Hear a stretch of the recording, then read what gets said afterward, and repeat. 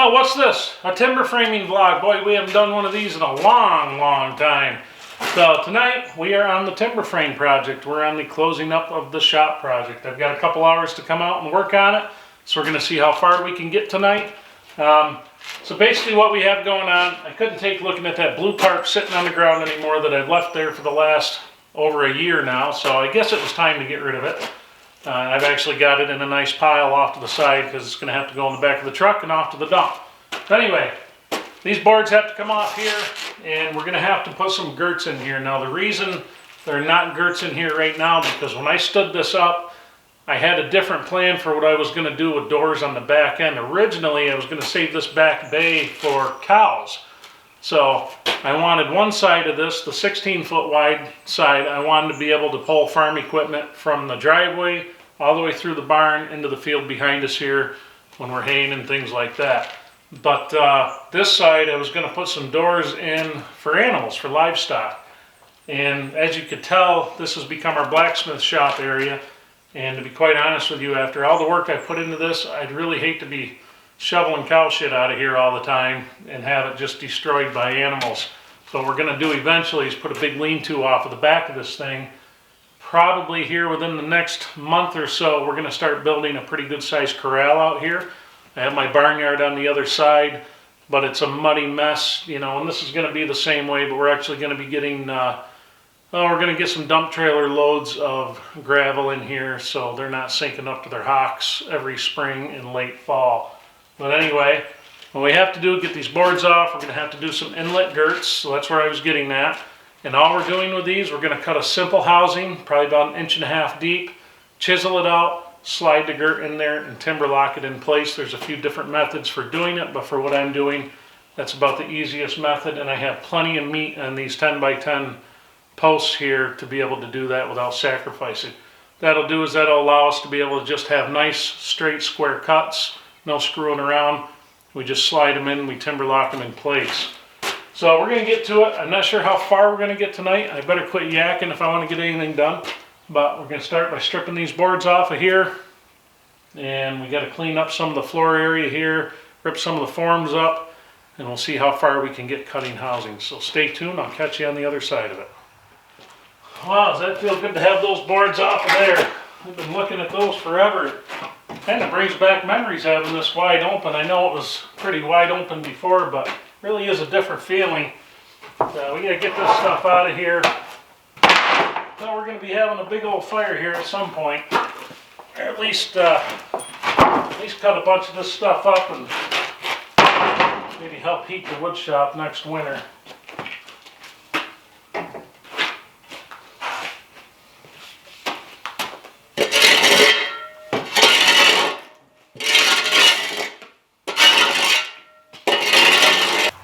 How many videos are we going to have of me sweeping the floor?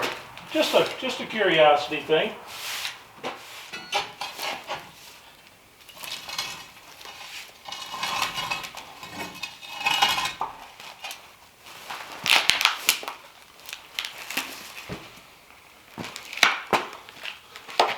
Tell you what, these are just pine boards set in the ground.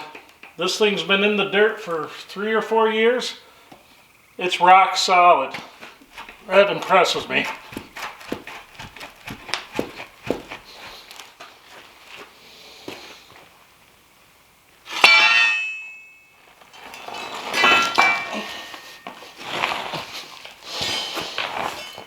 There we go.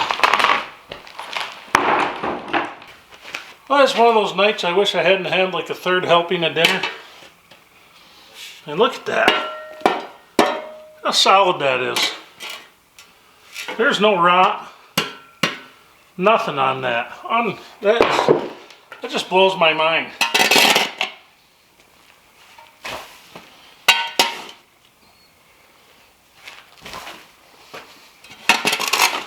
Kind of makes you feel better about the whole thing when you know stuff's been exposed for a while.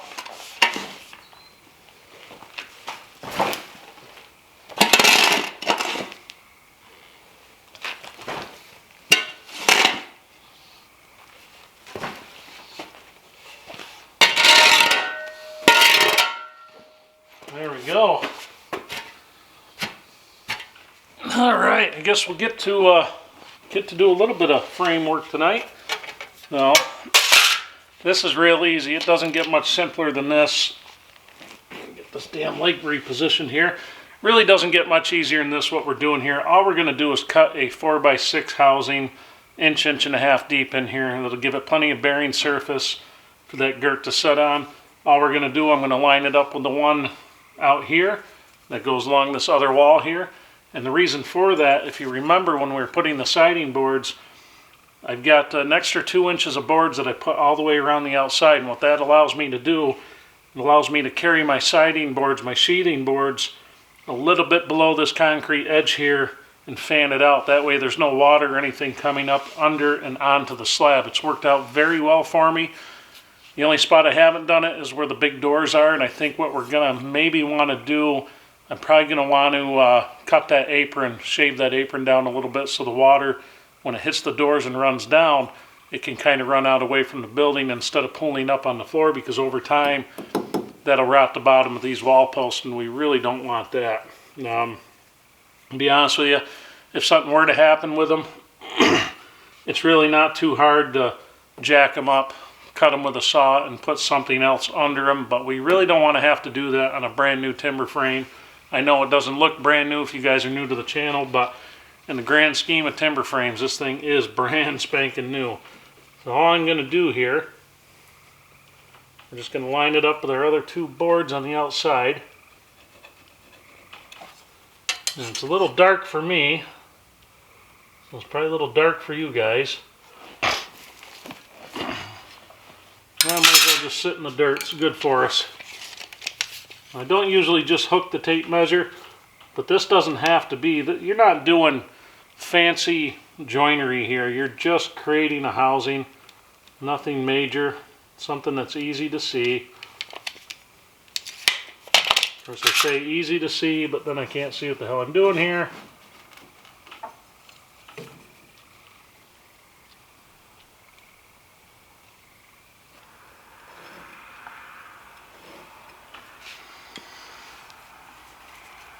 Now, before I go any farther, I'll score this out with the chisel. And L-rod, shush about the terminology.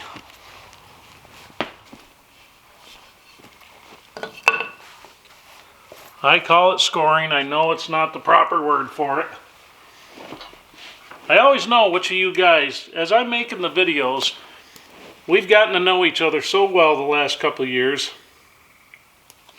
that I know which guys are going to give me grief about what I say. And usually it's done all in good fun, so it's not a big deal. There are times. There are times. Now, L-rod, I think the proper term for this is striking. But, like I said, oh, does that feel good? To hit a chisel against a piece of timber again? I am so ready for the next timber framing project. I like doing all this other stuff.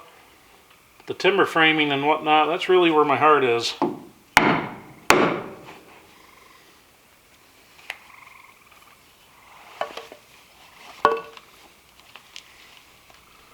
course, my headlamp's in the house. Good place for it,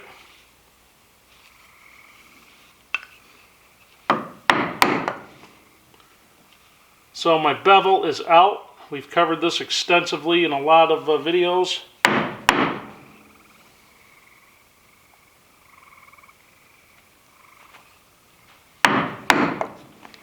There we go. The reason the bevel goes out, that way when the chisel wants to dive in, it's diving in towards what you're removing, not diving the other way, so you're not hogging out more than what you need to. Let's get the rest of this laid out. Oh, jeez. Still not liking the bending and stuff, I'll tell you that.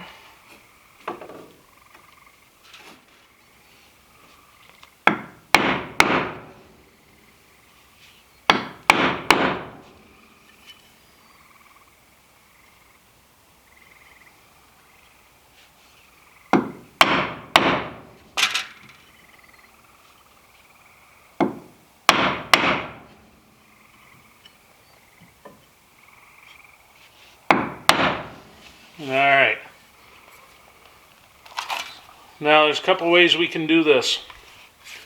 We could sit here with a router, which is very fast, and we could try to hog this out, but it's hard to do with a router holding it on its side. I have done it on this build, but I don't like doing it because that router, you don't have as much control over it. It's either, router's either meant to be held into a bench or with the bit upside down, not going side to side.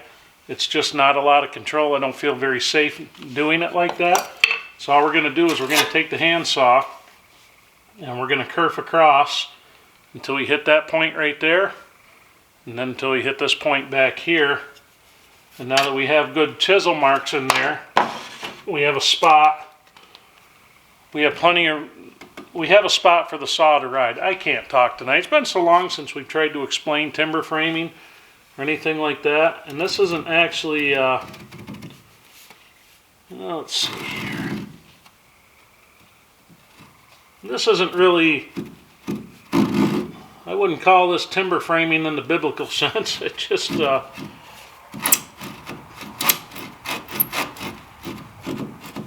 on, get started. There we go, I think.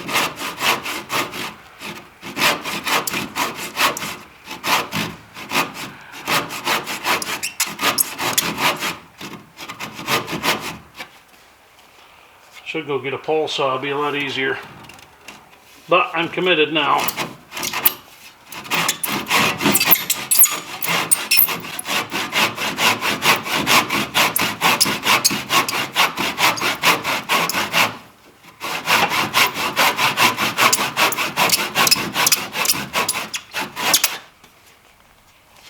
Now you could also make a jig for your circular saw and do this same cut, but like I said, this is just the way I'm doing it, so take this with a grain of salt.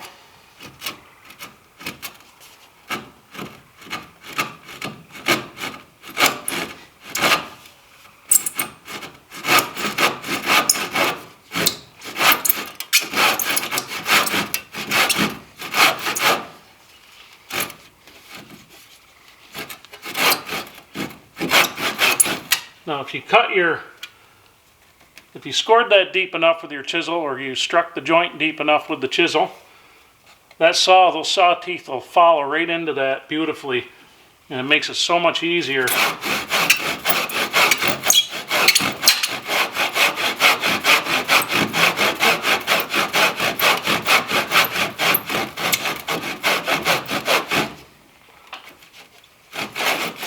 Try not to do what I just did and go past. Well, we didn't go past it. I thought I did.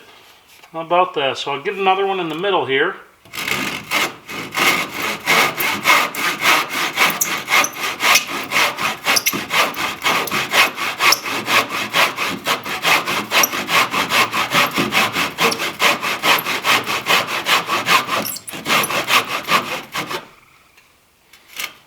Do one down here for good measure.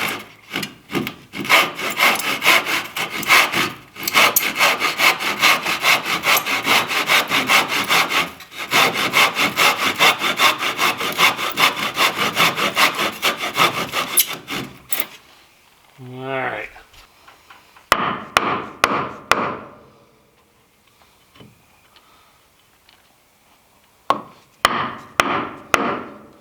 So I'm going to cut this a little deeper here. Kind of an awkward way to work right here. And we'll just start working it off with the chisel.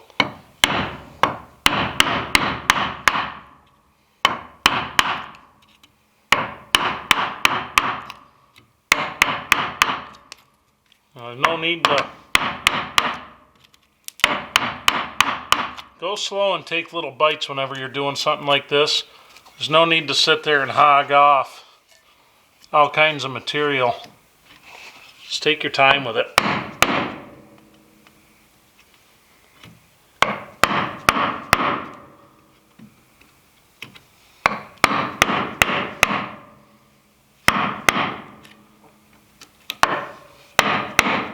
I mean, you'll get there before you know it with it. My main concern is that we're nice and square on this bottom part, and we're nice and square right there.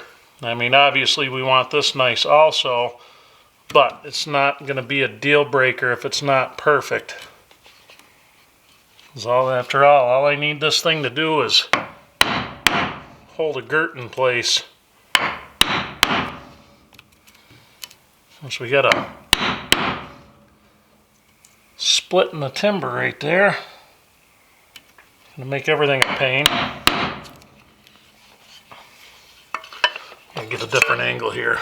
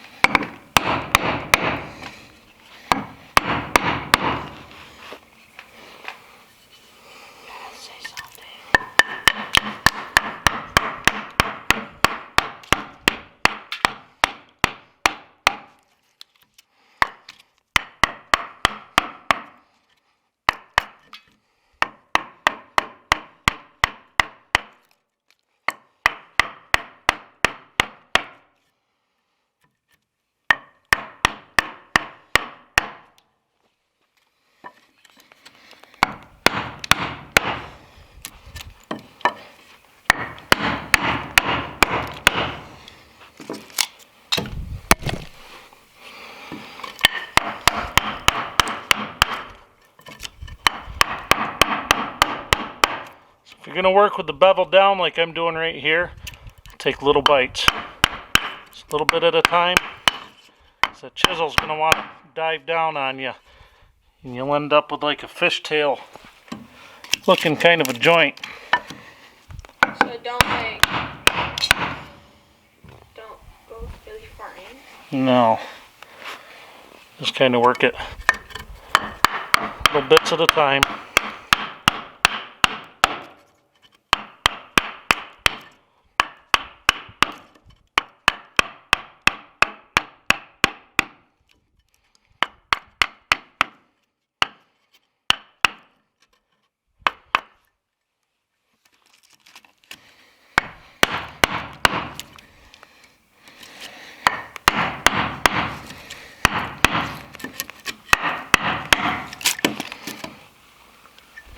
It's not too bad. A little bit of a high spot right there.